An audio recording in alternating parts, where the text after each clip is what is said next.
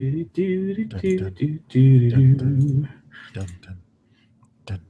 that the is that the gorilla music in like main events back in the 90s?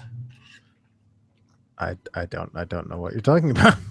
Like like I say, like Shawn Michaels Stone Cold, like that dramatic like dun dun dun dun. Oh, dun, like when dun. they would lower the cage. Oh, that too. That yeah. So they use the same dun dun dun dun dun dun.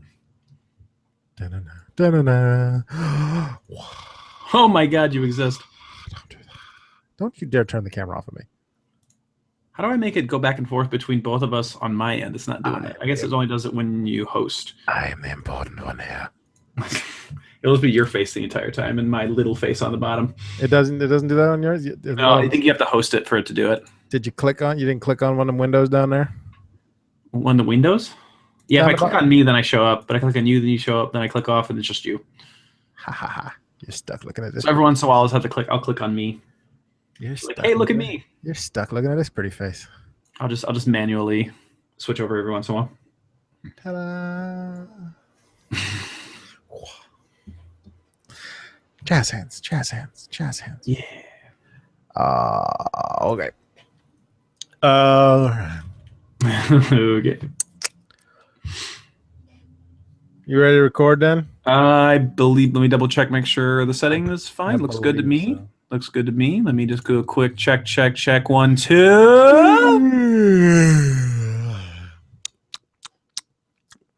Okay, up slightly the gain. Okay, then we'll do record. I think we are set. Okay, I'll stop making fart noises then. That's fine. I still should look into how much it would cost to get a custom fathead made for this wall. It's just the Rundown logo. Oh my God, that would be pretty awesome. Pretty awesome. Probably pretty expensive too. Okay. Got all the gas out? Nope. Okay. I think we're good now. We have 4 voicemails.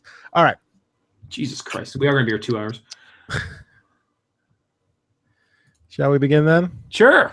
Since it's on, let me tell Troy that if he falls asleep, he wants to join in the middle. That'd be cool.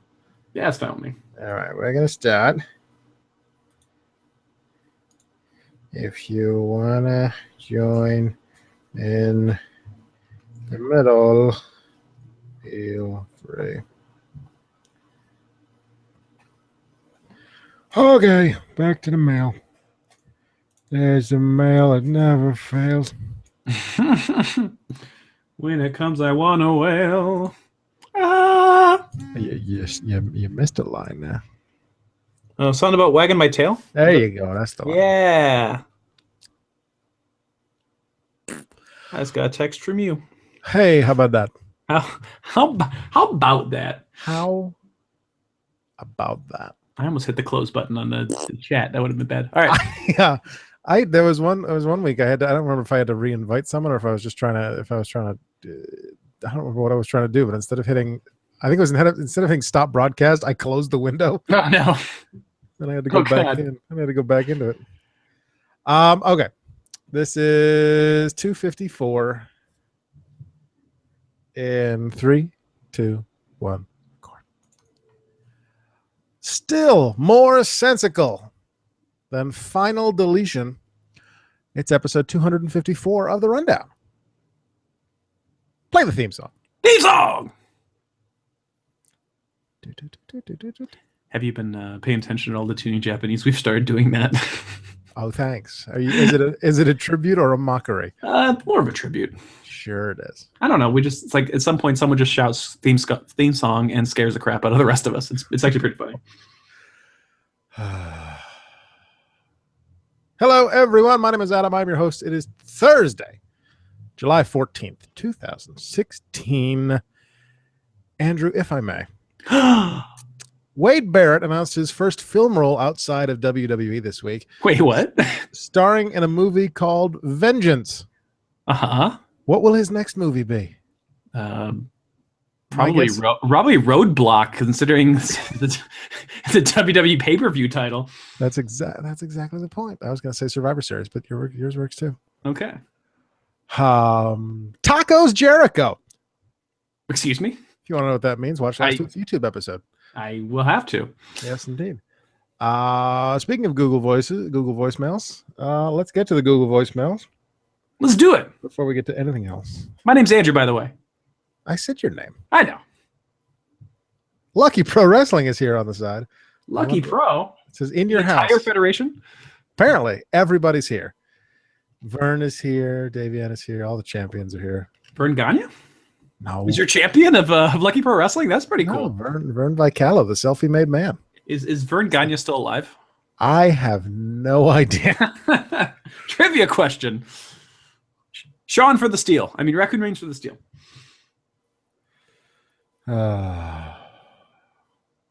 Wrestle Rock Rumble. Okay. You got this figured out, sir?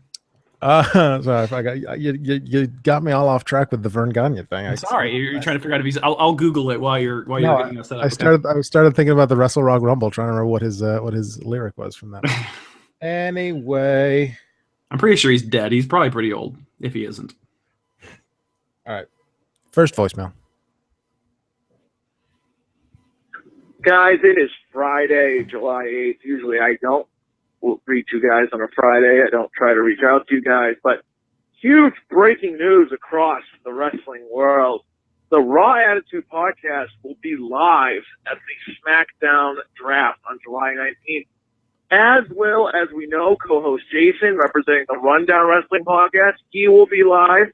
Now, with all of Jason's years in the business, and, of course, the legendary status of Henry Hugepex, I pose a question to the Rundown. Is this a setup?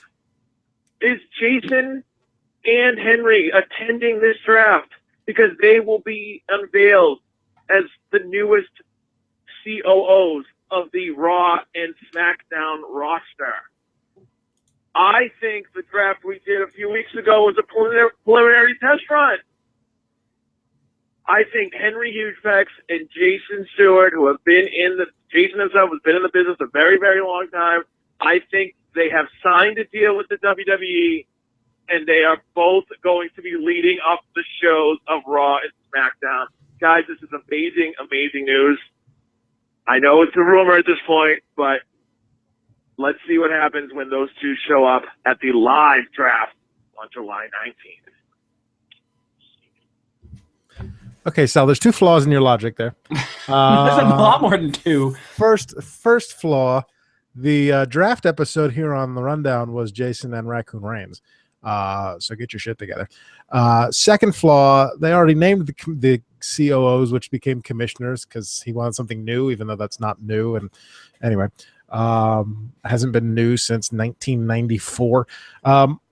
Commissioners of Monday Night Raw and Tuesday Night SmackDown live as Shane and Stephanie McMahon, except not respectively because I got that backwards. Also, Lucky Pro Wrestling wants us to know that Vern Gagne died last year. So with that said, what are your thoughts on that, Andrew? Because I mean, we'll get to Raw, the meat of Raw in a bit here, but they did announce this week that Shane McMahon was going to be the commissioner of SmackDown, and Stephanie McMahon was going to be the commissioner of Monday Night Raw. But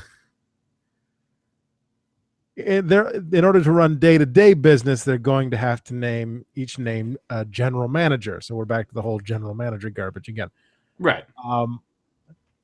What are your thoughts on the announcement?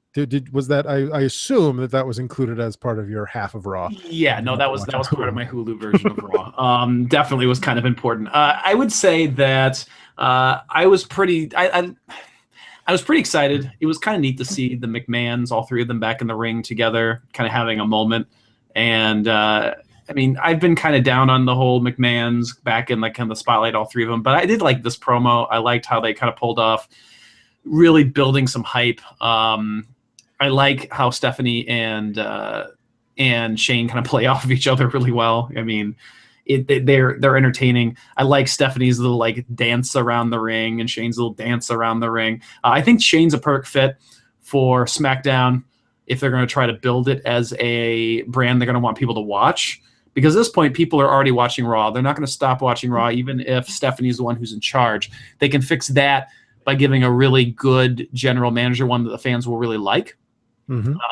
And with Shane running SmackDown, I think that's going to draw a whole level of interest in that maybe we haven't seen in a while. So, yeah, I like that whole segment. I thought it was good, and I'm looking forward to seeing what happens on SmackDown. I felt that at least the initial part of it, the first part of it, was fairly anticlimactic because they've been building up this Super SmackDown Live, not even Super. They've been building up SmackDown Live for weeks now. Excuse me, since it was announced. Who's going to run the show? Who's going to run the show? Teddy Long's not going to run the show. Vicky's not going to run the show. I mean, I'll bring him back. Oh, the old ex-GM tour, as they've described it. And then, it's just like, oh, it's McMahon and McMahon. Well, okay. It seemed to me, and I think it was might have been Sean or Troy who noted in our host text that basically the main event of Raw was the McMahon segment from, was it Payback? Where they announced, well, who's going to run Raw? Oh, well, it's going to be both of you. That it's basically just rehashing that all over again. Like, I told you 3 months ago that I wanted you guys to rip each other's throats out, and you've been super nice to each other. So now you're both still going to get to be in charge of things. And I want you to tear each other's throats out. Didn't he say something about even do something illegal if you have to? Didn't he say that? Yeah, he did something like that. But then they did this whole thing where they're like, oh, but you're still going to have GMs. Okay, then why? And I mean, I guess I kind of understand because it allows Shane and Stephanie to have a smaller on camera role, right? Which is good for Shane because he, I think, still runs those other companies and has to do shit with them from time to time, and not be on SmackDown every week. But it just felt kind of off to me. It felt kind of anticlimactic to me. With, oh, the McMahons are still in charge. Oh, it's not Shane and Stephanie on Raw and somebody else like your Sting or what have you on SmackDown. Well, I mean, you still have the opportunity for like the Sting reveal or whoever it is because of the fact that they're going to have this secondary role. Now, it would have been. I don't feel like Sting is going to play a secondary role to a McMahon though. I don't feel like Sting would be a good fit as GM. As commissioner, sure, but I feel like Sting wouldn't be a good fit as GM. Well, I don't know. It depends on how they run this GM commissioner thing because like the way they say like commissioner, yeah, this person's going to have like a lot of power, obviously more power, but like you said, that person's not going to be there all the time. So are they going to be the focus all the time? Probably not. I think that you're going to see Shane and Stephanie in more like little backstage segments. Every once in a while, maybe taking shots at each other. We're going to see with the brand extension, hopefully a lot of one-upsmanship, with bringing new people in, new talent here and there. So hopefully, we'll see them in the back, and then we'll have whoever is the general manager out there making matches, the ones talking specifically to the wrestlers, kind of put Shane and Stephanie as a part-time sort of role. So I think that if they do it that way, it could work out just fine. Yeah, I do see that. And I do think that's exactly how it's going to be. It's going to be, the commissioner is the COO, as they were calling it before, is the not a figurehead, but is like the chief bitch in charge. And like you said, that's going to be a part-time thing. The GM is the one who's going to be there every week on screen. Now, rumors swirling for a few different reasons. One, because it's Stephanie in charge of Raw, and two, because apparently it was accidentally leaked on the app without being specific. That the rumors are that Daniel Bryan is going to be the GM of SmackDown, which Jason has been saying since this whole thing was announced, and Triple H is going to be the GM of Raw. Since WrestleMania, he's not part of the authority at all and has barely been anywhere on TV. Yeah, which doesn't make any sense because we know that he's working. Not the COO. Yeah, we know he's working with the company and working with NXT. It doesn't make any sense, but all right. But there was a thing leaked on the app that said the Yes Movement takes over SmackDown or something like that. Okay, well then that sounds like it's probably. It didn't mention Daniel Bryan by name or mention anything other about Daniel Bryan except that reference in the title of the article, and the article was quickly removed from the app. How could they possibly write the article? It hasn't happened yet. They haven't chosen yet. How is that possible that they could have written the article? It makes no sense. They're psychic. Miss Cleo works for the yes. works for the WWE app. But speaking of Daniel Bryan, I thought did a great job on the Cruiserweight Classic last night. We'll certainly talk about that in a little bit. As for Raw, I hope it's not Triple H because I'm already sick of that and it hasn't happened yet. I want them to do something new. I'm at this point because it's been done constantly for so long now. Can we just have two GMs who are neutral at least, face at best? Because they've killed the shit out of the whole evil boss thing with the Authority and the Authority and what was that one called? Oh, the Authority. It's been long enough. Step away from it a while so that when you come back to it, in a few years, it seems fresh again. I agree with you there. And I think that there may be potential for a swerve. You could have Triple H be announced Stephanie. I mean, Stephanie would make perfect sense. Why wouldn't she pick her husband to like help her run the show again? But then have there be some sort of swerve where McMahon does something, or I don't know, like someone shows up and challenges Triple H, to the general man, whatever, like kind of angle you could make out of that. It could be entertaining TV.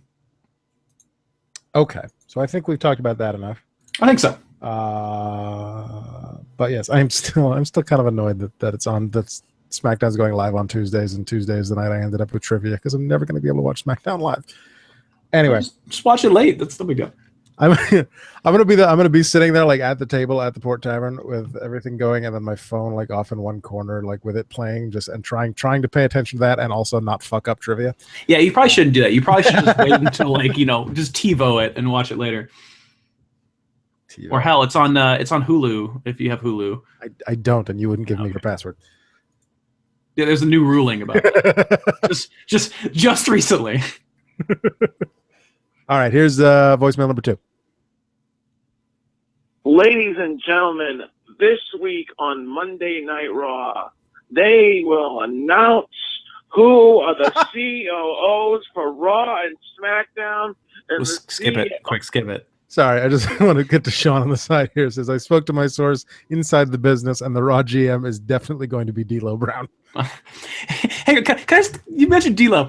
I was watching an old episode of SummerSlam to try to get hyped for SummerSlam and also write an article for the Questionable Endeavor Network, questnnetwork.com, about my favorite it is about my favorite SummerSlam matches of all time. And did you know that D'Lo Brown at one time held not only the European title but the Intercontinental title at the same time? I thought Kurt Angle was the first Eurocontinental champion. I don't know. Maybe D'Lo was the second, but apparently D'Lo in the opening match went out there, had both. I can't remember who he lost it to. He lost. It might have been Jeff Jarrett. I can't remember off the top of my head. Yeah, it was Jeff Jarrett, I'm pretty sure. But yeah, he was both. I'm like, what world were we living in that D'Lo Brown was both? But anyway, continue on.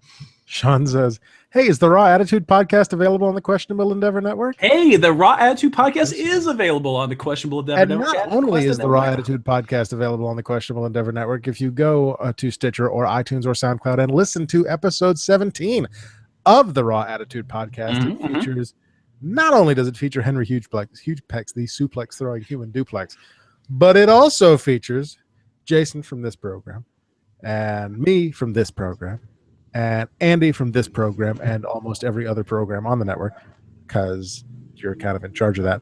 That's true. But it's a round table discussion. Yeah, it was good. 4 of us about the most historic night in the history of our great business. Until the next year. The episode of Monday Night Raw from April, I'm going to fuck up this date, 13th? Sure, let's go with it. 1998. Yeah. April 13th, 1998, the week where Monday Night Raw finally beat Nitro in the ratings after 84 weeks and never looked back. So check that out.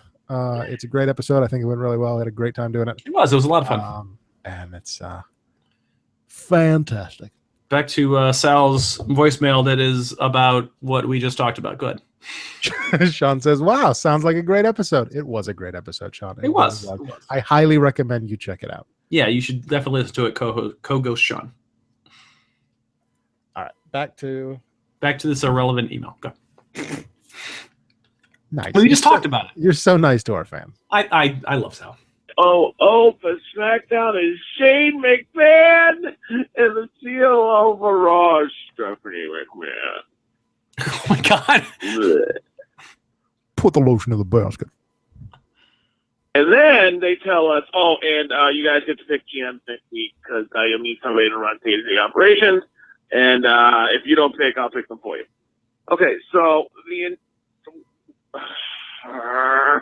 why didn't they just pick the GMs last night? That could have worked. Suspense. Or, Yep. maybe not build it as, oh my God, Shane McMahon has been announced as the COO of SmackDown, and then kill that momentum 3 seconds later by announcing Stephanie's in charge of Raw. Very anticlimactic to what I thought was a very good Raw. There was a lot of good points on Raw last night. The wrestling matches themselves were pretty much better than they were the week before. That's because nobody gave a shit about the Raw the week before. Winning the Battle Royal. I don't give a fuck if it makes sense or not. I'm fine with him facing the Miz at Battleground, being a Continental Championship. Take notes. And I thought it was funny that he didn't actually eliminate either of the final 2 or 3 people. He just kind of sat there while they eliminated each other. Whoopsies. Although I did think at one point it was going to be Apollo Crews. I am fine with Darren Young. Moving on down the night, great match between Kevin Owens and Cesaro. Those two always put on a good match. I liked the little stick they did before the match with Kevin Owens saying that he won't go out there unless Sammy's removed from commentary. And I like the fact that they got in a fight on the entrance ramp. What they need to do next week is add a stipulation to the match. I don't care if it's no DQ, last man standing, or friggin' falls count anywhere. Do something to that match so it's not a normal wrestling match, unless they make it a normal wrestling match and then force those two to go into a stipulation match at SummerSlam. Other good matches on the card. I enjoy the Club versus Enzo and Cass. Probably should have seen John Cena coming out. Maybe I just thought he was in LA like everybody else. I also enjoyed the women's match. The women's match, surprisingly, was pretty good.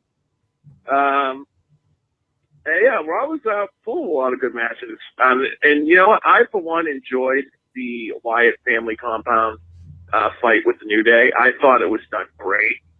I'm not comparing it to Final Legion. I think that's something different than what they tried to do with that was between two brothers and really tried to go out there. What they did last night was... That's the end of that because Sal talks for too long. So the Battle Royal. Yeah. We open up with the Battle Royal to determine the number one contender to the Intercontinental Championship, who will face the Miz at Battleground. And we all, in the host thread, we all figured it was going to be one of the Smiling Black guys. Thankfully, it was Darren Young and not Apollo Crews. The problem is that Apollo Crews completely fucked the ending. So Darren Young wins the match without eliminating anybody. Yeah, that was weird. That was a strange. I wasn't sure. Actually, I thought when I saw it that it was a botch and that he was actually supposed to win the Battle Royal because he reacted like, "Oh, God damn it," like freaking out. And I legitimately thought that they had to make the wrong call. Yeah, I couldn't tell. It was one of those two, definitely.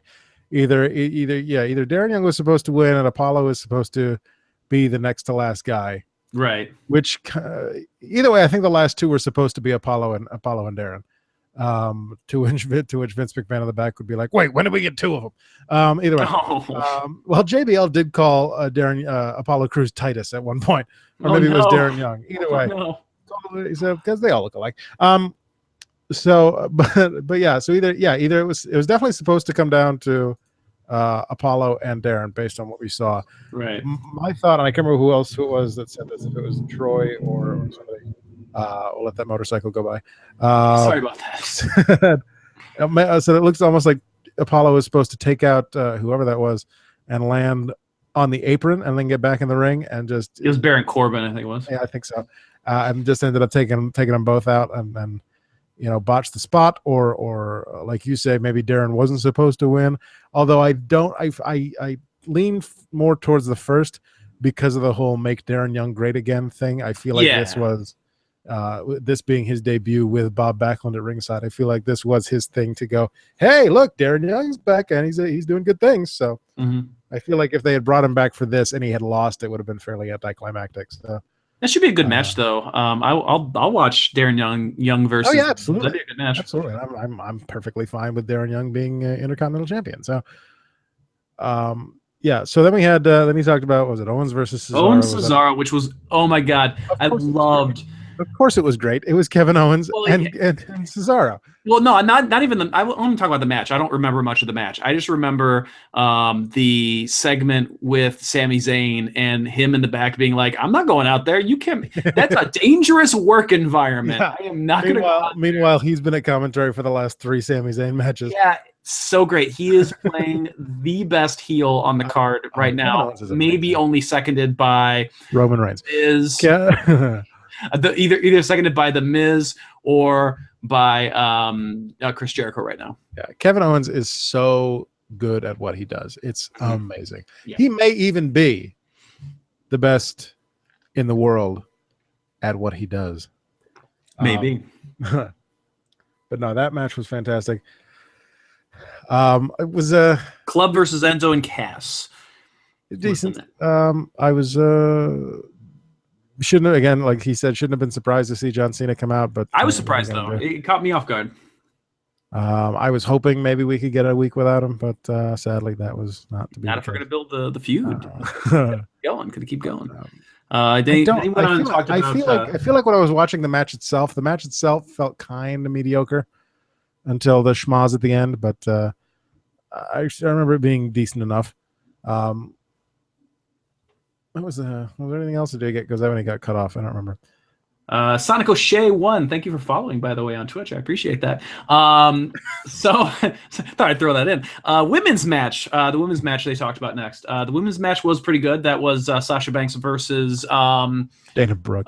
What? Dana Brooke. I thought you said Dana Bryan for a second. I was like, what? Quit shitting on Dana Brooke. Dana Brooke is terrible. Awesome. No, she's awesome. I love Dana Brooke. Garbage. Dana Brooke is fantastic. She's got the look. She's got the humor. She's working on those in-ring skills a little bit. She doesn't have the ring skills. She's working on it. I think she's fantastic. And she's only going to get better. And then the Wyatt family. I want to talk about this. The Wyatt family promo was fucking amazing. I'm not even comparing it to the Final Deletion in any way. It's just because it was actually enjoyable. Well, I like the Final Deletion as well, but this was good. It was okay. This did exactly what it needed to do. Number one, it made the Wyatts actually look intimidating and scary, which is something that over the last several months, hell, years, they haven't had. Yeah, they're kind of spooky, but they're not scary. And one of the things that I love what they're doing right now with taking Xavier Woods and actually making him afraid of them, is exactly what they need to do. Thank you. Someone who agrees with me. Every once in a while. I've been trying to argue that point with Jason for a week. I know. I listened to that episode, and I was behind you the entire way. Oh, that's right, because I told you because you had to listen to the episode. Otherwise, go fuck yourself. No, I enjoyed the Wyatt compound. I felt really bad for whoever in production had to edit that and put that together, because that must have been quite the chore. But I thought it looked fantastic. I thought it did exactly what you said. It did what it was supposed to do. And now we have is it a 3-on-3 at Battleground, I believe? Yeah, I do believe so. I think they're gonna make a 3-on-3 match. I don't know. I don't know if the titles are on the line or not. I haven't got confirmation on that. But the brutality of that promo, was so amazing. Like just those punches. Like some of those punches were real punches. Some of that like slamming them around on the ground. I mean, that had to fucking hurt. Oh yeah. And there were a few moments that even like freaked me out. The guy who runs the Shadow Vein podcast, like when was it Bray? Cheap plug. I need to find a little ding noise that I can put in every time you do a cheap plug for something on the quest. I need to do it like Mick Foley used to do it. Like right here, and Shadow Vein done that. Was it Bray that swung the pickaxe? Yes, into the tree that Xavier was hiding behind. It was like I was not expecting that. Freaked me out. That was nice. I love the. I think the ambiance of it. Again, props to the production team. That must have been a hell of a thing, because I'm sure that when they were filming it, it was not that fucking dark. No. But then also I like that towards the end when they were all standing there, it kind of zoomed out and then all the lights came on. Right. The woods around them, all the fireflies appeared that obviously weren't there in real life. But yeah, I thought it was edited well, produced well, put together in such a way that it told a story while not being completely linear, which I liked. Mm-hmm. And yeah, it did exactly what it needed to do, and it was nice and freaky and dark and spooky and fantastic. So yeah, it was great. A+. Yes. It's like talking about the darkness. Like I watched. Did you ever watch 24? A little bit, yeah. Okay, I watched it. It was a behind the scenes thing. It was an extra on one of the DVDs, one of the seasons, and I watched. It was the raw footage from like them filming, and it was so much brighter than it was after they had edited it and to cut it down. I was like, holy shit! You can actually see things in there. That's crazy. Anyway. That was the end of that, I believe. And that's all. And I just looked at the lineup for Raw. Those are the only important things I think that happened on Raw in general. I mean, you had Slater Gator wrestling each other there. Oh, yeah, I forgot about Slater. That wasn't on the that was. I'm curious about that one. That one shockingly wasn't on the Who Christian. You didn't miss much. Stupid fucking Google voicemail. Cutting me off. This is why I can't do trivia anymore. I have a trivia written for when Raccoon Reigns wants to return and challenge Adam for his title. I have it written. I can't record it on the stupid fucking voicemail. Maybe I'll send Adam some type of audio file. Text me later. We'll talk.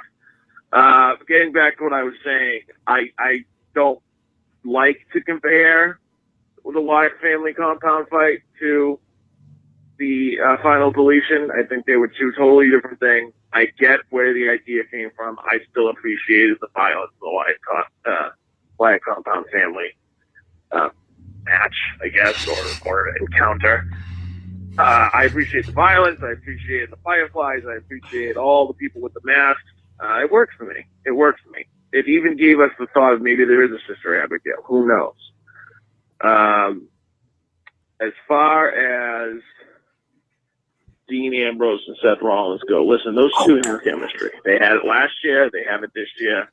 I agree with what the rundown tweeted, that Dean Ambrose cut his best promo last night as the WWE champion. Didn't seem scripted. Didn't seem hokey. It just sounded like he was completely 100% in the moment. And that was great. That's what I want Dean Ambrose to be. I don't want the fucking guy with the mustard and the ketchup and the hokiness and the stupid jokes. No, I want Dean Ambrose to be borderline Randy Savage crazy. That's what I want Dean Ambrose to be. And if Dean Ambrose is that, then he can be WWE champion for a long time. If he's not, he's going to lose the title next Sunday. And it's probably going to be the Roman Reigns.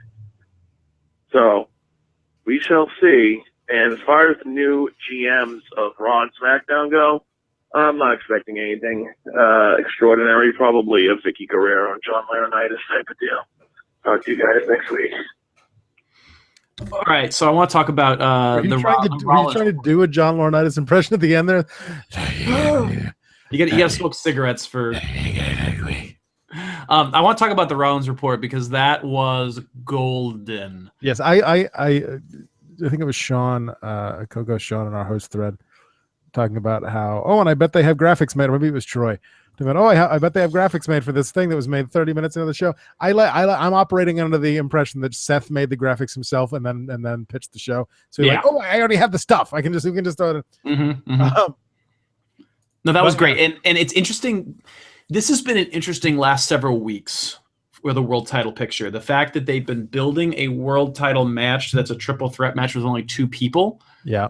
That is really difficult to do, and furthers my argument that why the fuck is Roman Reigns involved in this match, because it just pisses me off to know that like he gets to sit back, get to rest and recover. Sure, he's probably not making any money right now, but he's still pulling in paychecks for his freaking merchandising, and he gets to relax before this big event while these two are going freaking nuts, building the story for him. And if he fucking wins at this pay-per-view coming up, I'm going to be pissed. Yes, you're not going to be the only one. And I'm sure it extends beyond the two of us as well. But yeah, I said it on Twitter. I said it in the host chat. This was Dean Ambrose's shining moment so far as champion, because it was a serious promo. It was not, he not coming out, goofing around, throwing out jokes, being, plain old Dean Ambrose just now with a title belt. This was Dean Ambrose coming out and saying, I have worked my fucking ass off to win this championship. You have seen, we've been traveling the road for years. You have seen what I have put myself through to get to this point. So what do you think I will put myself through to stay here? Right. And it finally sold Dean Ambrose as WWE champion. I know we talked about it before. Jason and I talked about it when he first came out as the champion the night after Money in the Bank and almost left the title in the taxi, and came out and did a pretty much straight up Ambrose Asylum segment and all that. And Jason saying that it kind of, not that it devalued the championship, I don't think that's the wording he used, but you know what I'm talking about. It seemed to make the title unimportant as a figure. And I didn't mind it so much at that point, but this Monday on Raw, or last Monday on Raw, however you want to phrase it, was absolutely the best promo that Dean Ambrose has cut in quite a while. It was serious, it was gritty, it was determined. He is the champion. He deserves to be the champion, and this is why. And he's just like you said, laying it out there on the line and saying, I will do whatever it takes to make sure that this title stays around my waist following Battleground. Right, I agree. It was good promo. It was, like I said, they've been building it really well. Like, I want to see this match, but man, I just don't want to see Roman Reigns in it. I could care less at this point. I never really did care to begin with, but even more so now. And Seth's whole segment with the was brilliant. It was really brilliant. And so they threw the gauntlet down. Dean Ambrose says, I'll challenge you one-on-one anytime, any place. So why and we're getting it next week. We're not gonna have it right now, but we'll get it next week. Which of course means nothing will happen. I doubt. I doubt too, but it'll be a fantastic match. I mean, if they continue this like rivalry, you technically could have a title change on Raw if they really, really wanted to, and it wouldn't really hurt anything because they're going to be fighting again anyway. Yeah, like I was thinking that they could switch the title on Raw, and because it wouldn't hurt the Battleground main event because they're both already in the Battleground main event.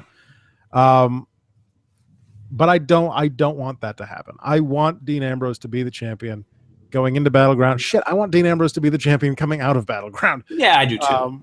At least until SummerSlam. So we'll see what happens Monday night, but I don't think that they're gonna put the title on Rollins on Raw, even though it is the last Raw before the brand split. Right. And that adds a whole nother wrinkle to it. I mean, if they are planning on putting Ambrose and Rollins on separate shows, maybe they do, split the titles at this point. Or we'll have to see how the draft plays out. Yeah, that's going to be a big question still. Yeah, so it's interesting things coming is my point. Do we have one more voicemail? Yes. I was just trying to think if there was anything else that we needed to talk about from that one, but I think we've covered Raw now. I think for the most part. So. Okay. Hey, it's your boy Tommy Maltasanti here, and I'm here to talk to you guys about the Cruiserweight Classic in NXT last night. First of all, the Cruiserweight Classic was everything I hoped it would be. It was Daniel Bryan going out of his mind on commentary. It was Mauro Ranallo doing the best commentary this side of JR. And it was a lot of crazy action. I'll tell you this, guys. I learned my lesson in the first match. I looked away for 1 second, and all of a sudden, there was a shooting stop press, and I had to rewind. Don't look away from the Cruiserweight Classic. You'll miss something.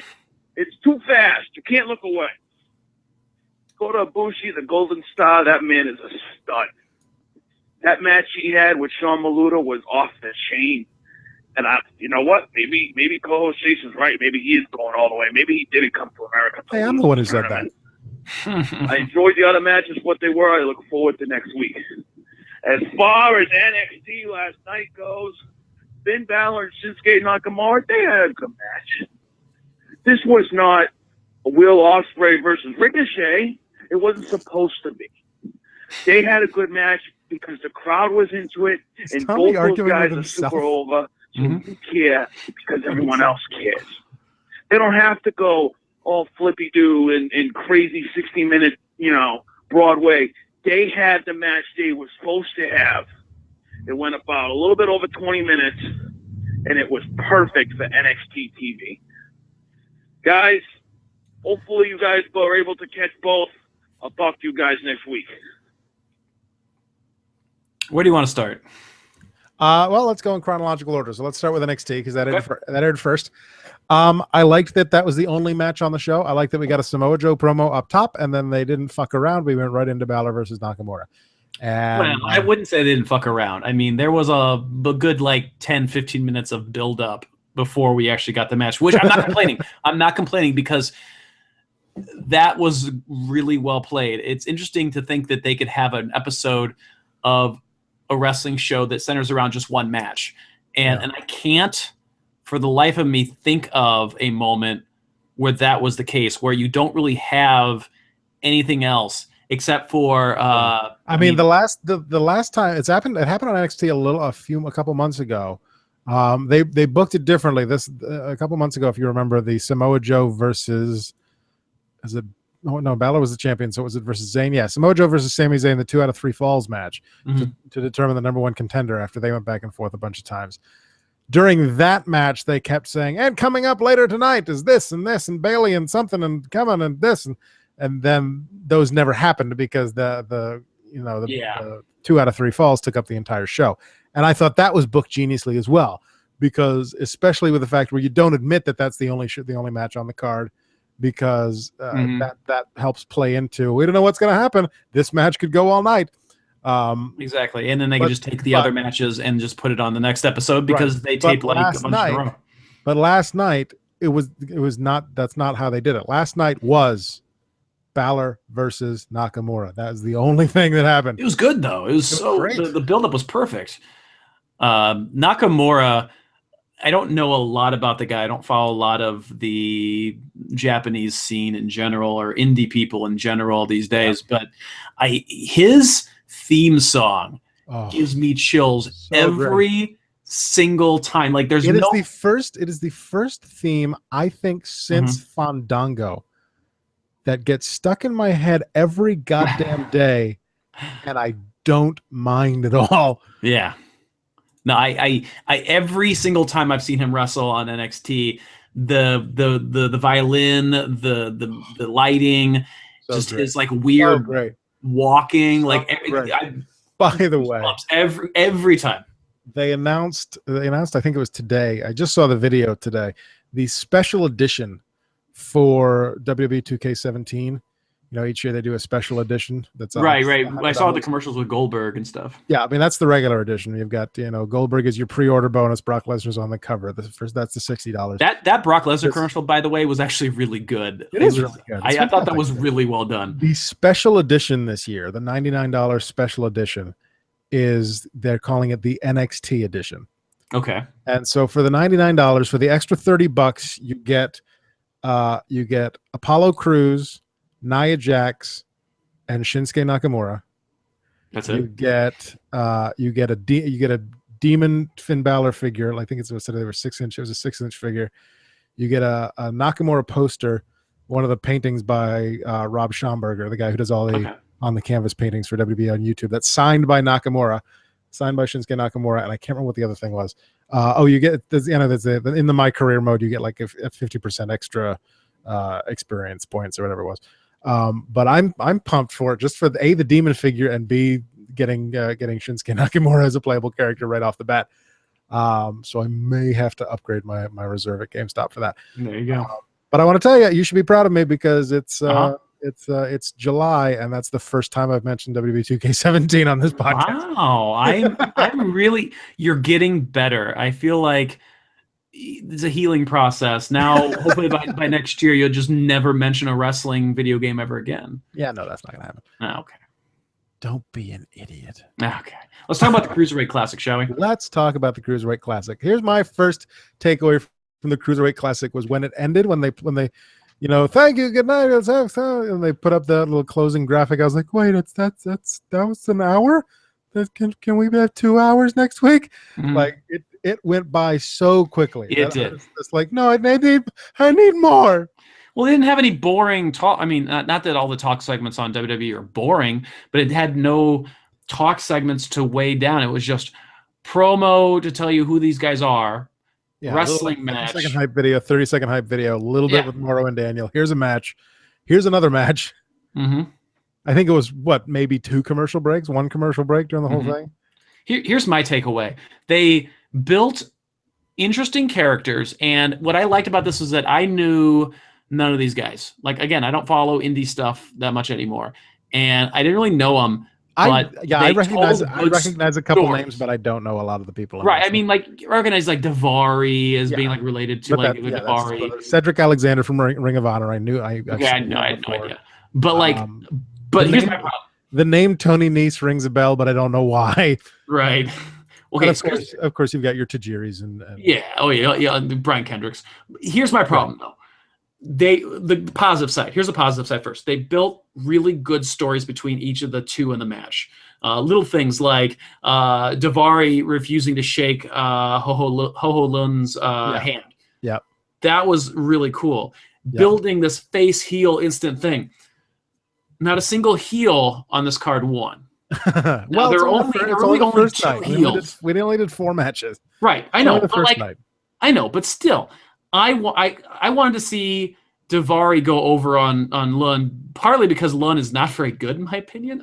I thought he was not good. I thought he was kind of like out of it. He didn't seem like he really knew what he was doing. I was sad. No, that was jet lag. No, that was jet lag. It was jet lag. Yeah. No, a guy who's been in Florida for a week leading up to that taping. Anyway, right, and it would have been neat to see even maybe like Clement Patino. Yeah, I was sad. I was sad that the French guy lost.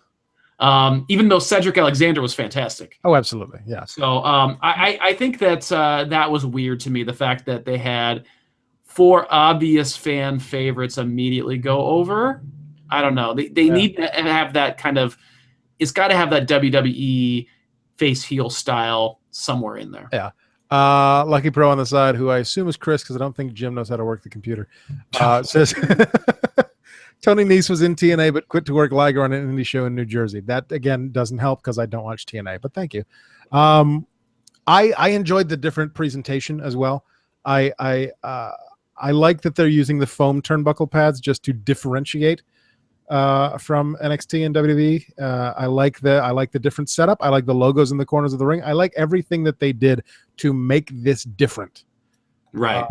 I love the setup. I like the use of the screens. How you've got your little screen. I like that nobody has a Titantron video. It's just their name and their flag colors. And then on the big screen on the wall is the flag of the country that they're representing. I like that they're doing kind of a Battle of the Nations kind of thing, sort of. Did you notice real quick? Did you notice that when they cut away to Morrow and Daniel Bryan, it would say Canada under Morrow's name and United States? I thought that was a funny little thing too. Awesome. Yeah, I like that. I like I said, I like all of the things they're doing to differentiate. I like that they're using the Code of Honor without calling it the Code of Honor. Right. I enjoy Kota Ibushi's video promo being him speaking in Japanese, and then they cut to the ring, and the referee's like, "Okay, I gave you instructions backstage. Do you have any questions?" Well, that's not even just that. They did that with like a bunch of them. Like the guy who speaks Japanese is going to be, "Oh, I have a question." I think Ho Ho Lun was speaking Chinese in his promo. So like, but no, I really like that. I like I said, that they're doing it differently. We're having the referees, introduce each match, doing the handshake, setting up that kind of dichotomy there. Like you said, Sean Davari's brother, whose name, Arya, is that his name? Arya Davari. Arya Davari. Refusing to shake the hand like right away.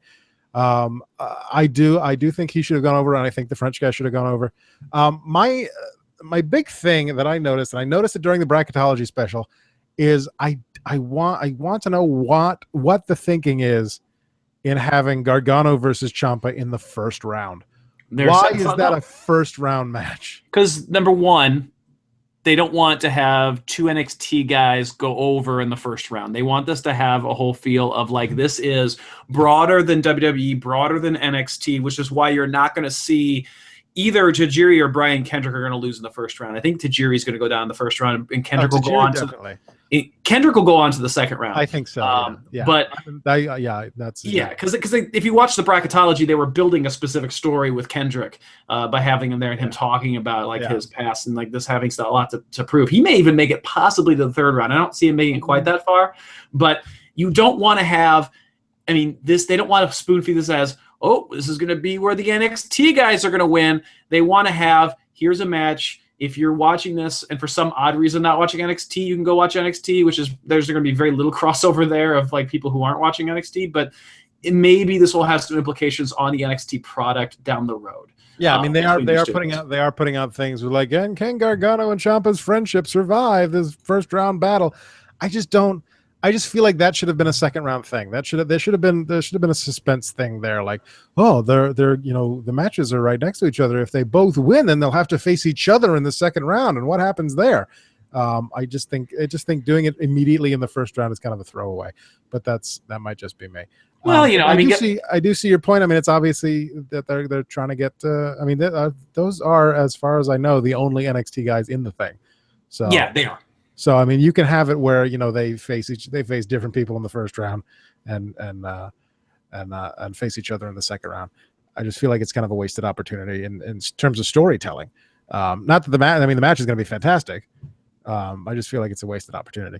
But no, I thought the show was great. I was that's why we moved to Thursday this week. Starting next week, we're on Thursdays because of live SmackDown, but also because of NXT and the CWC because.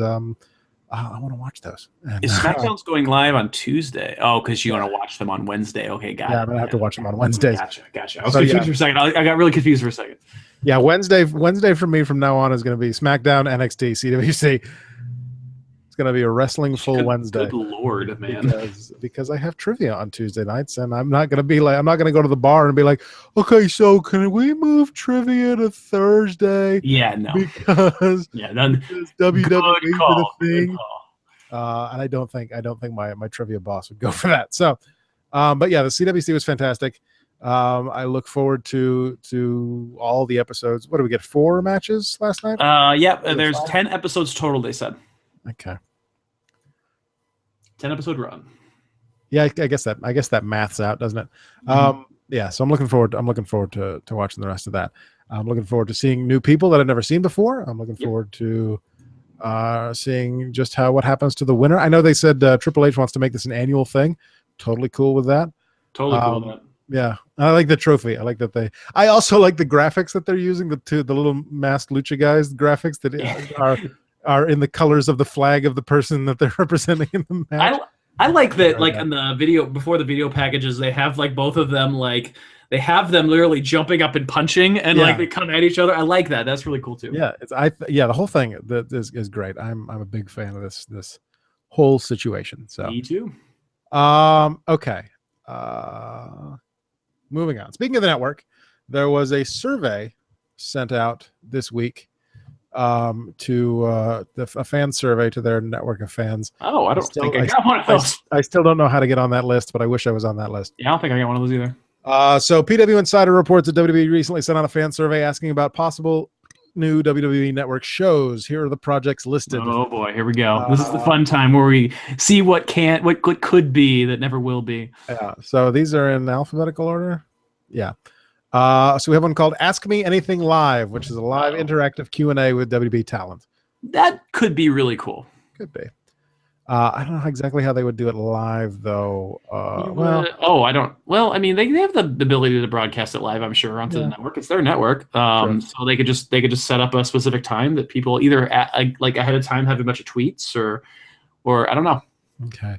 The next one is something called Everyone Has a Price, described as a reality series scouring the country for the most memorable WWE memorabilia, the origin of the items, and determining their price. Like Antiques Roadshow, but for WWE. I feel like this was on the chopping block at one point earlier when we did this segment, looking at what could they do for the network, and I feel like that was already on there one time before.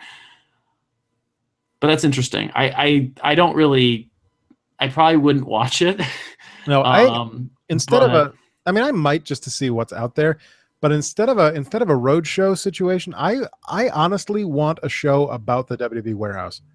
I want that show. I want that guy to give me, like a compilation each week with a specific subject. Like, here's all of our things, or a selection of our things relating to this, and here's a selection of our things relating to this, and here's all this that we have, and go through each of those things. Because everything that I've seen from the WWE warehouse, when Joey Styles hosted a show on WWE, I forgot about that. or just before Money in the Bank this year, they did a thing on Facebook Live with Kathy Kelly, going around talking about, they showed all the different briefcases, and they showed a whole shitload of ladders and all kinds of stuff. I am so intrigued by the WWE warehouse. I want to see more of what's in that goddamn warehouse. The next one is something called Extreme Eats. Tommy Dreamer and Bubba Ray Dudley tour the United States to show off their favorite food locations, sample odd and strange food combinations, and take part in eating challenges. Okay. Why those two in particular? Because it's extreme and they're fat. An ECW, got it. Okay. Oh my god. Oh. Yeah, I'm not really interested in that at all. Pass. 50 states, 50 dates. What? A WWE bachelor goes on 50 dates to find romance. This would be a reality show about finding true love while also living your life on the road as a WWE talent. Oh my god, who are they going to use? No, I would watch that because I want to see who they're going to use for that. Zack Ryder. You're probably right. Goldberg's Garage, a reality show about Goldberg, his wife, and their mechanics restoring American muscle cars in North Carolina garage. Why?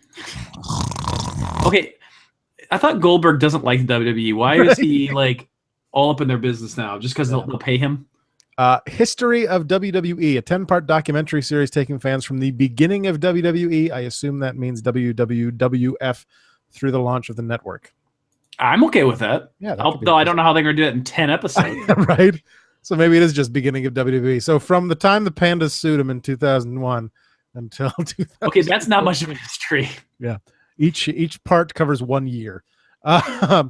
Legends House, Attitude. This one interests me. A sequel to the initial WWE Network series, Legends House, placing 1990s legends together under one roof. Legends from it's old fuck Shack Attitude era. Come on.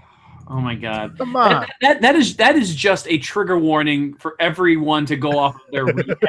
Like it's not going to end well.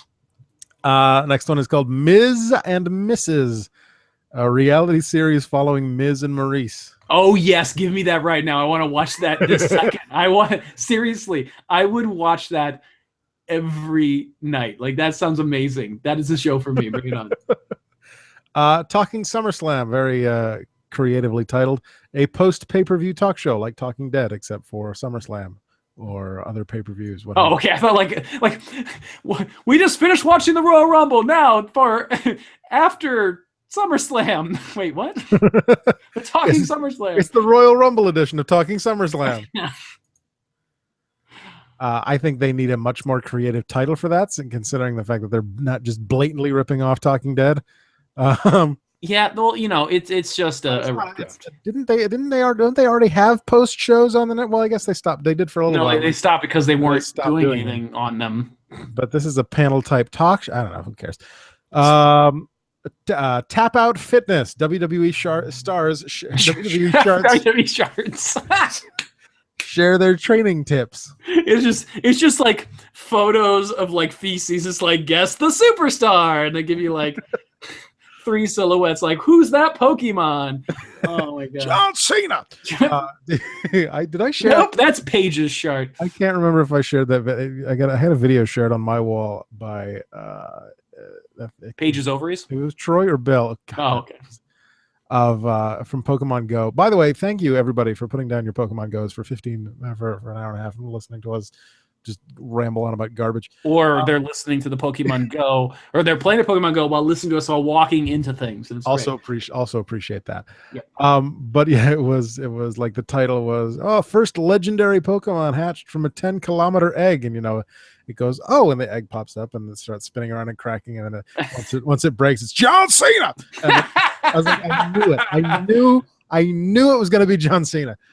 I'll have to share that on the Running Man's Facebook. That is amazing. Yeah, it was pretty fantastic.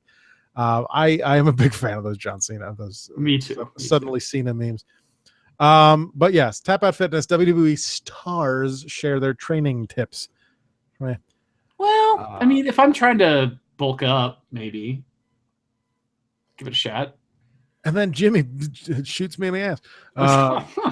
The third wheel. 2 WWE fans go on a blind date without knowing they're going to be joined by a WWE star. Wait, what? Isn't that the premise? I mean, not the premise of, but isn't that what Swerved is for? Like, just make that a Swerved skit once. So we don't have to see that over and over again. Totally NXT. No. Let's just make exactly. Yeah. A reality competition series as 6 women try to make their way through the developmental system for a chance at a main roster slot and a Total Divas cast membership. No. Is that still going on? Is that still a thing? Yeah, unfortunately. Why? I don't know. The Wives of Flair. A documentary series. A documentary series on the love life of Ric Flair and his 4 ex-wives. Why? Why would they do that? That is the weirdest idea ever. That's weirder than like, well, I'm going to go on a date with someone and then Mark Henry's going to show up and have food. WWE All Access, which I swear to God they've done before. Yeah, isn't that a show? Reality series following main eventers as they prepare for WrestleMania or SummerSlam level major matches. Isn't that basically WWE 24? Right, exactly. WWE Game Night, which is already a series on YouTube or something. Wait, what? WWE stars face celebrities in games outside the ring. Listed were dodgeball, obstacle courses, or Pictionary.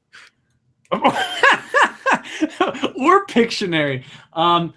Why can't it be like Hollywood Game Night, but with WWE superstars? I'm just playing like the little mini games. That'd be great. I would watch that.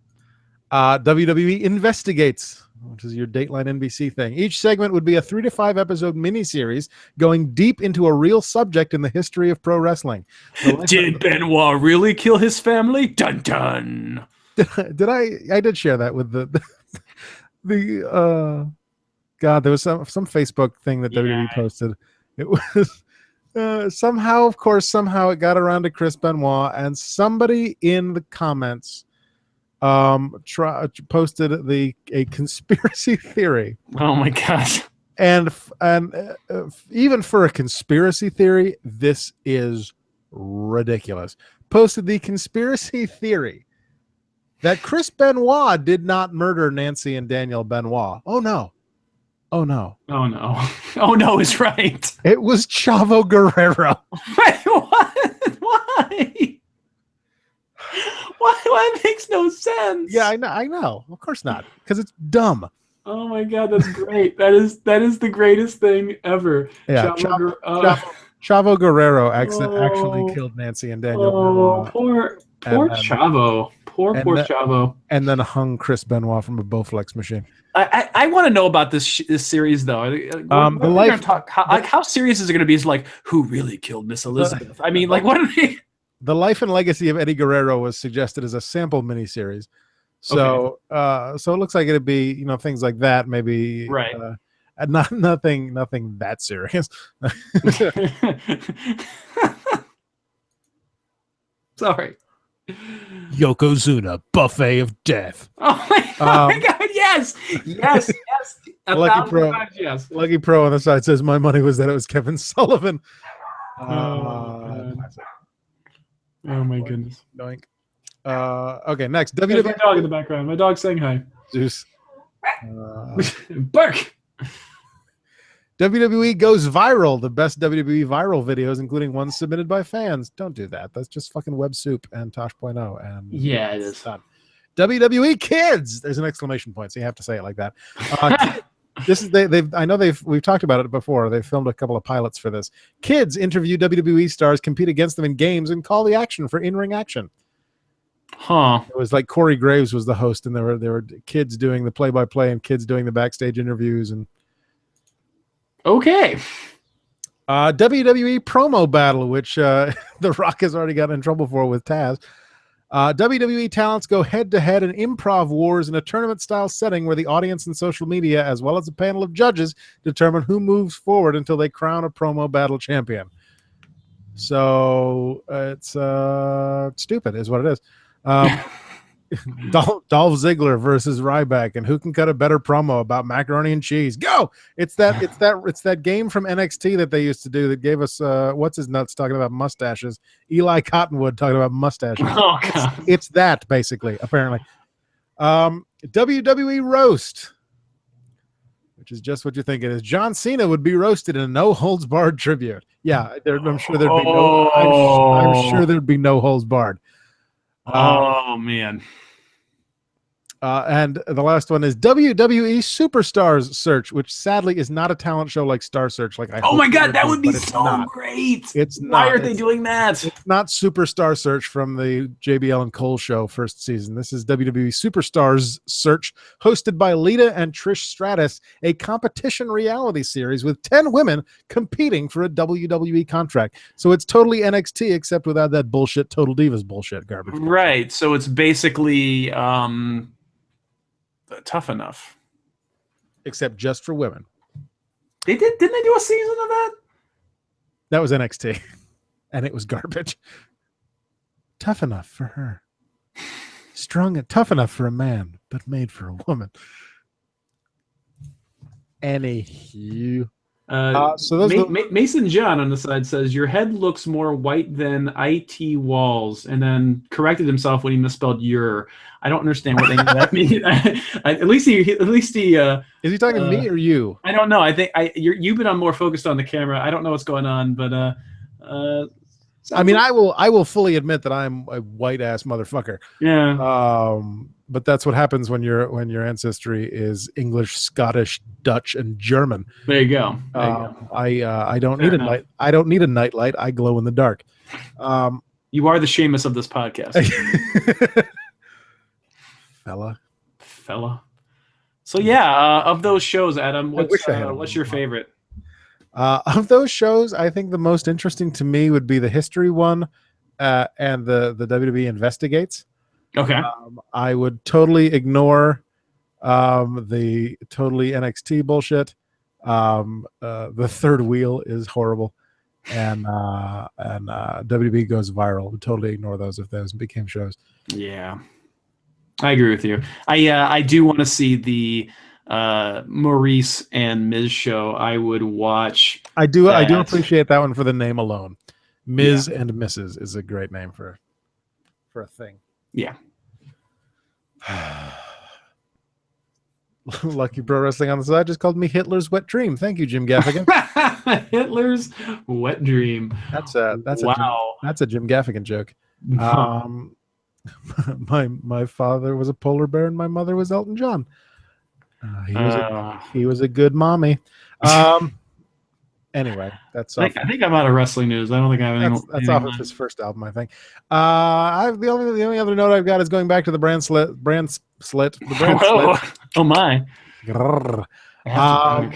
Unsurprising, your Almost. Well, would it be B shows or C shows at this point? Superstars and Main Event are going to be brand specific following the brand. Are they really? Unsurprisingly, wait, there's two of them? Because Main Event tapes before Raw and Superstars tapes before SmackDown. So I guess that makes sense. Yeah. I didn't know that either of them were still going, but okay. Oh, yeah. Superstar. I'm good. I'm doing great tonight. Superstars. You were fantastic tonight. You were doing really well. Keep it up, buddy. Superstars airs on the network on the same night that it airs internationally. Main Event no longer airs live on the network. Well, not live, but Main Event is no longer on the network because when the network debuted in England, those many years ago, due to their broadcasting rights with Sky, it couldn't air live on the network and delayed on Sky Sports, so they just took it off the network. I don't even know how delayed Main Event. That's how long it's been since I've looked at Main Event on the network. I don't know if it's a week behind or a month behind. I have no idea. So no idea. Anyway, but those will be. It shows up on Hulu still. Those will be brand specific, just in case you were curious. Joy. Actually, it switches though. Apparently, Superstars will be aligned with Raw, and Main Event will be aligned with SmackDown. Maybe they'll just switch. Oh no, it does tape. It does tape that way. That's right. Yeah, Superstars airs on tapes on Mondays. Main Event tapes on Tuesdays. So there you go. Anything else? I'm good. Nothing I can think of. Just go check out the Questionable Endeavor Network We're gonna get to the plugs. Get on the forums. Come talk to us if you are enjoying this and you like, listening to us talk about wrestling. Come on and talk to us more directly on the forum. It'll be a lot of fun. Andy's rushing the plugs again. Sorry. That does it for the rundown for this Thursday, July 14th, 2016. 326 days since the New Day became your WWE World Tag Team Champions. Go to audibletrial.com/rundown for a free audiobook and a 30-day free trial. Somebody do that just to have made it worth my while, please. Lucky Pro Wrestling presents Star Clash 3 at the Elks Lodge in Hudson, Massachusetts. Outdoors under the pavilion this Saturday. My God. 16th.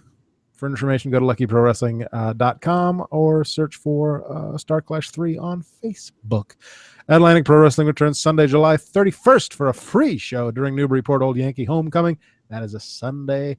Go to, I don't know if there's details on AtlanticProWrestling.com or not. It's been a long time since I've looked at that website, but it's on Facebook, so check it out on Facebook. And Liberty State's Off for the Summer returns in October at the John McCarthy Elementary School in Peabody, Massachusetts. Peabody. Why do you say Peabody weird? It's because it's pronounced Peabody. You would know that if you were from here. Sorry. Why do you eat so much corn, huh? Because we like our corn and we want to grow up to be wonderfully hardy people. And we want to be able to like dilapidated boat. That kind of hardy people. Yes, that kind of people. Stump trivia every Tuesday night at 8 p.m. at the Port Tavern in Newburyport, Massachusetts, 84 State Street in Newburyport. Tuesdays. How many people do you think are actually going to go to that listen to the show? I mean, that seems pretty oddly specific. Sorry, I've been nice to you this entire time. I had to throw at least one dig in. I'm sorry. Continue. As long as you don't go, oh, my podcast is so much better than your podcast, because my podcast actually has people that listen to it. Hey. All for one and one for all. Questionable Endeavor Network. Where's the beef case? The Three Mouseketeers. Follow us on Twitter at Rundown Podcast. I live tweet Raw. I don't get to live tweet SmackDown anymore, but I'll start live tweeting NXT and the CWC, presuming I finish SmackDown before 8 o'clock. Anyway, send us an email to rundownwrestling@gmail.com. Be like Sal and Tommy and leave us a voicemail on the hotline. That's 617-863-6967, 61 Rundown 7. Like us on Facebook. Tell your parents and your grandparents to like us on Facebook at facebook.com/rundownwrestling. Watch archived episodes at youtube.com/rundownpodcast. And circle me on Google Plus at google.com/plus Adam Rundown Host. Oh, Adam, they couldn't hear you the entire time. Well, that makes sense. Oh, great. Anyway, continue on. Way to go, Andrew. Yeah. I had one job. Fucked it all up. I fucked it all up. I had one job. Fucked it all up. To make a donation of the monetary variety, go to paypal.me/rundownwrestling. $10 a month pays for hosting. But every little bit helps. If you want to be great, go to that link. And if you like poetry, check out Chasing the Distant Horizons at tinyurl.com/Distant Horizons. You still need one more book sold to get a check from. Yeah, I'd like to have a check. It'd be great to have some money. So you should definitely do that. Give me some money. Go to. Just needs to sell one book, you guys. Yeah, buy the book at tinyurl.com/Distant Horizons. And I'm trying to get your audio on at this point, even though we're almost at the end, and I'm having trouble getting it on here. Get my audio for half the plugs. Yep, working on it. Just tell them to go to YouTube and watch the episode. Yeah, check it out on YouTube. It'll be up on the YouTube page for the Rundown Wrestling Podcast. Check it out on Google Plus. Does Twitch archive broadcasts? Because I kind of want to go back and watch this and watch you talk to yourself. Yeah, man.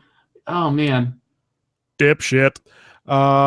Check out the Questionable Endeavor Network. We've got Shadowvane at shadowvane.net. Support them at patreon.com/Shadowvane Season 2 coming September 1st. September 1st, the new season of Shadow Vane will debut, and I can't find the button to get you on here. But anyway, I might be on it again. Yes, potentially. I've gotten a huge amount of people right now who are trying out, so I'll hope to be better at getting you recordings this time on time.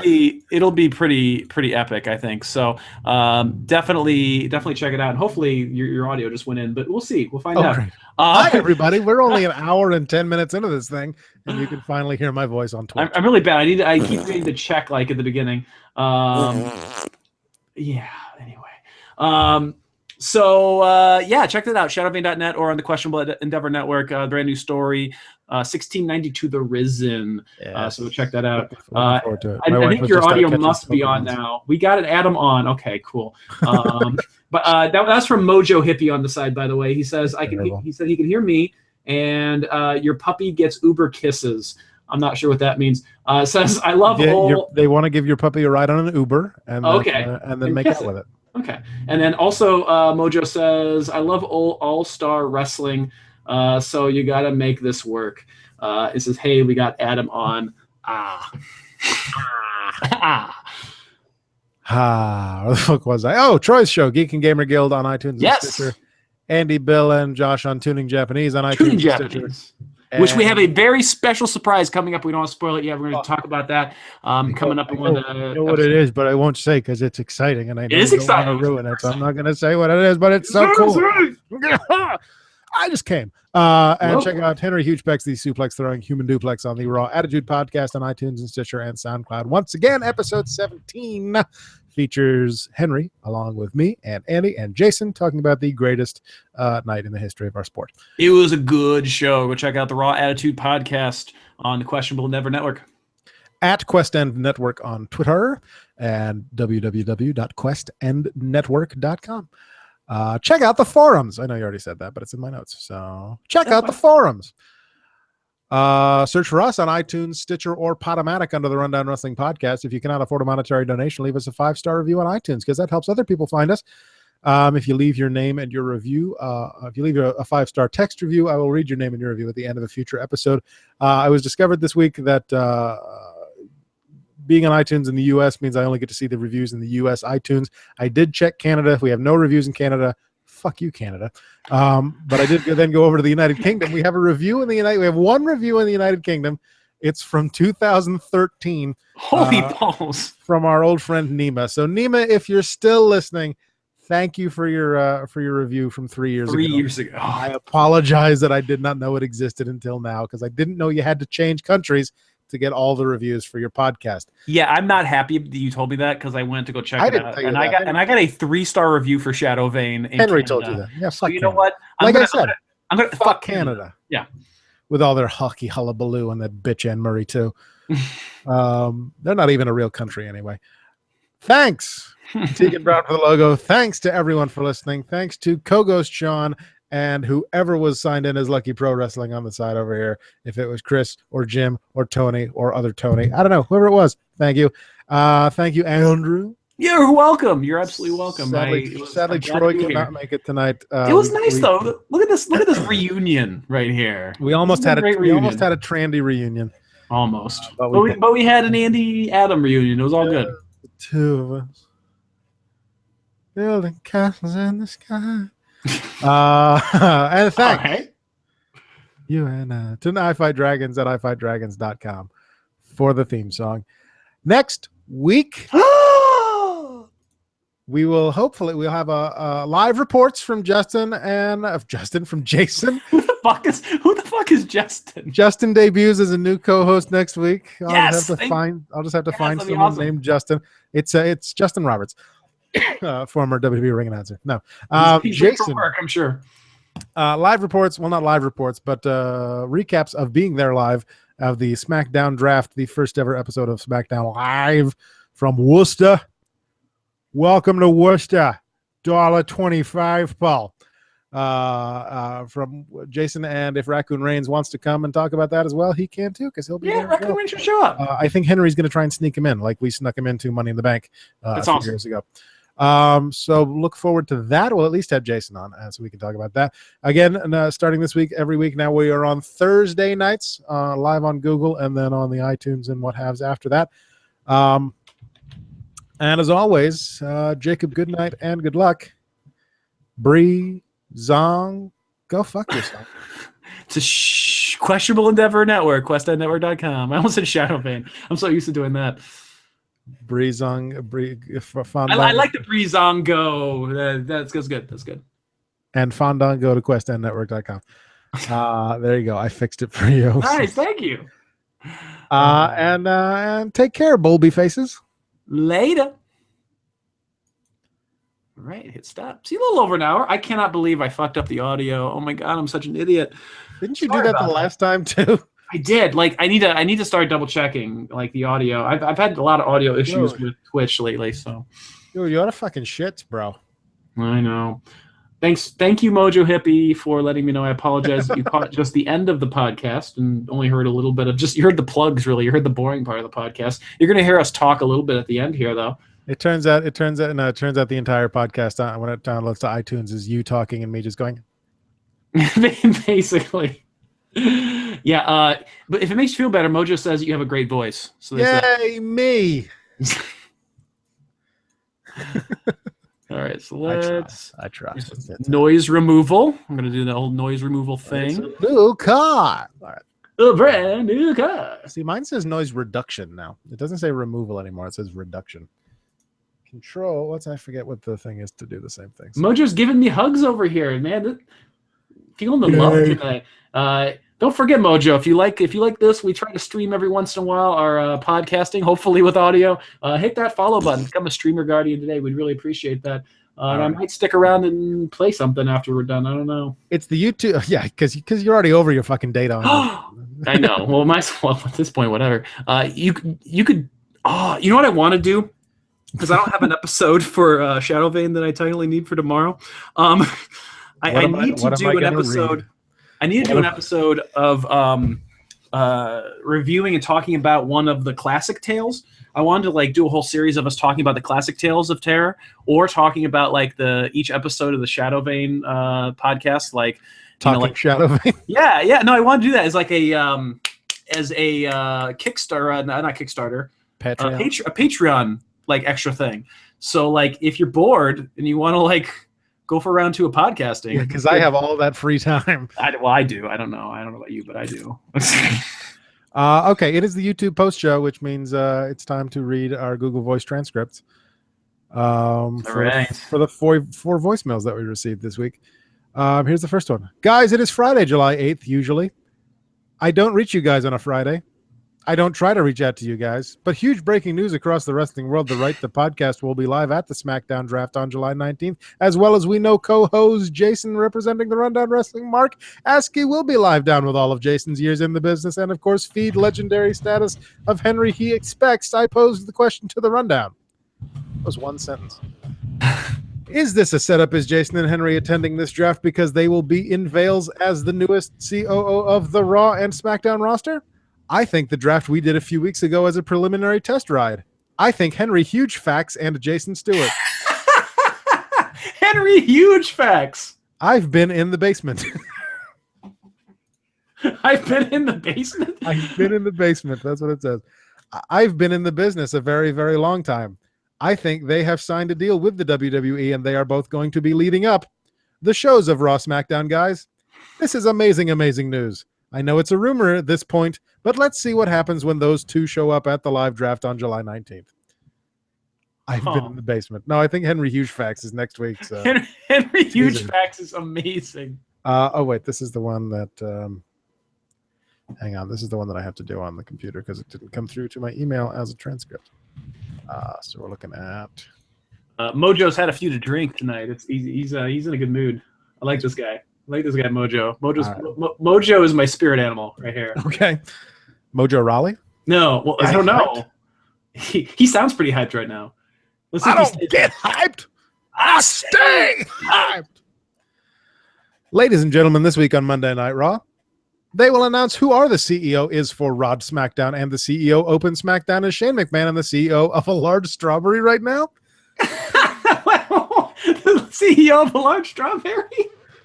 And then they tell us all, and you guys get to pick you up next week because I need somebody to run to the operation. And if you don't pick up anything for you, okay, so the end. Why didn't they just take the GMs last night? That could work, or maybe. Not build it as, oh my God, Nick management announces the seals back down and then kill that momentum 3 seconds later. Bye. We're killing seals now? What? Nothing. Stephanie's in charge of Rock. Very anticlimactic to what I thought was a very good Ross. They was a lot of good points on wrong last night. The wrestling match it themselves for pretty much better than they were the week before I started with. I enjoyed them young winning the Bell Royal. I don't give a fuck if it makes sense or not. I'm fine with him facing the Music Battlegrounds needs a conical championship. And I thought it was funny that he is actually eliminate either the final 2 or 3 people. He just kind of sat there when we eliminate each other. Although I did think at one point it was going to be it was going to be Paula Cruz. P-A-U-L-A-C-R-U-Z. Paula Cruz. That's great. Great spelling. That's fantastic. I am fine with the Aaron Young moving on down the night. Great match between Kevin Owens and his almost to always Hanukkah match. Is that Hanukkah match? Hanukkah match. I like the little sick they did before the mat for Kevin Allen saying that he won't go out there unless Amy's removed from commissary. And I like the fact they got in a fight in the interest rates. That what they need to do next week is out of stipulations to the match. I don't care with no DQ, last man standing, or frigging falls count. Anyway, do something to that manager chartered. I don't care the falls count anyway. To that manager chartered normal wrestling match, unless they make it a normal wrestling match, and then of course those two go into a stipulation that December slammed all the good matches in the car. I enjoy the club purchase, so it's probably should have seen John Cena coming out. Maybe I just thought he was in LA like everybody else. I also enjoy the women's match. The women's match, surprisingly, was pretty good. Hey, we're always full a lot of good matches, and I, for one, enjoy the quiet family compound with the fight with the New Day. I thought it was done great. I'm not comparing it to Finally Shin. I think like Shin Chan. I think that's something different than what they tried to do with that was between two brothers and really tried to go out there. What they did last night was. What? Excuse me? I'm so confused. I'm so confused right now. Oh, stupid fucking Google voicemail cut me off. Aw, son of a bitch. This is why I can't do trivia anymore. I have a trivia read for the when Raccoons wants to return and challenge out of her title. I have it. I can't record it on the stupid fucking voicemail. Maybe I'll send them some type of audio file. Text me later. We'll talk again back what I was saying. I don't like to compare with the white family compounds to the final deletion. I think they were two totally different things. I get where the idea came from. I still appreciate the file. It's the white caught by a compound family. I guess, or board encounter. I received the violence. I appreciate the fireflies. I appreciate all the people with the mask. I work for me. It works for me and even gave us the thought of maybe there is a sister Abigail, who knows. As far as Dean Ambrose and Seth wrong, it's go listen to those two have chemistry. They had it last year. They have it this year. I agree with the walk run down to tweet that Teen Ambrose cut his best promo last night and the WWE champion. They didn't seem script. It didn't seem hoagie.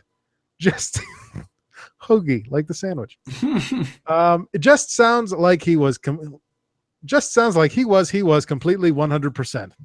In the moment, and that was great. That's what I want to be. I don't want a fucking guy with the mustard and ketchup at the hokiness and the stupid joke. No. I want Dean Ambrose to be borderline Randy Savage crazy. That's what I want, the numbers to be ending in roses, that then he can be done to me champion for a long time. Done to me champion. What? If he's not he's going to lose the title. That Sunday is probably going to be the wrong number. So we shall see. And as far as the new GMs of Raw and SmackDown go, expecting anything extraordinary probably is Vicky Guerrero, John Laurinaitis type of veal. Talk to you guys next week. Type of veal? Is that what he said? Type of veal? Type of deal. Mojo on the side says he loved old All-Star Wrestling. He once saw Mad Dog Vachon eat a microphone in 1975. That was real wrestling. How old are you? He's also pretty lit at this point, he said. Neither of us were born in 1975. It's true. It's true. But that's okay. That's all right. No big deal. Hey, it's your boy. Call me Mama's not here, and I'm here. Call me Mama's not here? Call me Mom is not here, and I'm here. Talk to you guys about the Food Away Classic Infinity last night. First of all, the Cruise Away Classic with everything. I hoped. It would be. It was Daniel Bryan going out of his mind on commentary. It was Morrow or not doing the best commentary. This site up there. And it was a lot of crazy action. I tell you, this guy, I learned my lesson in the first match. I looked away for 1 second, and all of a sudden there was a stupid shooting stopped press, and I had to rewind. Don't look away from the Cruise Away Classic. You'll miss something. It's too fast. I can't look away. Kotobuki, the Golden Star. That man. Kotobuki. Kotobuki. Kotobuki, the Golden Star. That man is a start that Maggie had with Sharma Luda was often Shane, and I'm, you know what, maybe close. Jason's right. Maybe he's going all the way. Maybe didn't come to America to lose this tournament. I enjoyed the other matches that what they were. I look forward to next week as far as an XP last night goes, but in balance in skating Arkham our day to compare this voice. Not Wheel Oxford versus Ricochet. It wasn't supposed to be. They had a good match because the crowd was into it, and both those guys are super over, so you can because everyone else kids. They don't have to go all flipping doing in crazy 16-minute, Broadway. They had the match they were supposed to have. It went a little bit over 20 minutes, and it was perfect, the NXP TV. Guys, hopefully you guys were able to catch both. I'll talk to you guys next week. I think, what was it?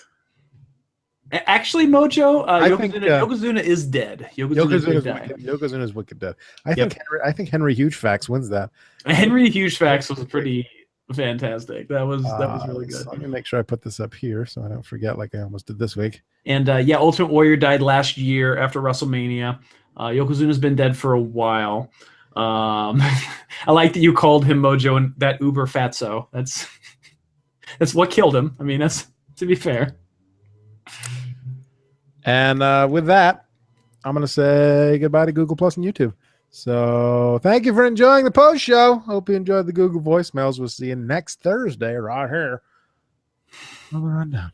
On the Rundown Wrestling Podcast. Goodbye, Google. Goodbye, Google. Flagship program of the Questionable Endeavor Network. It is. We should play.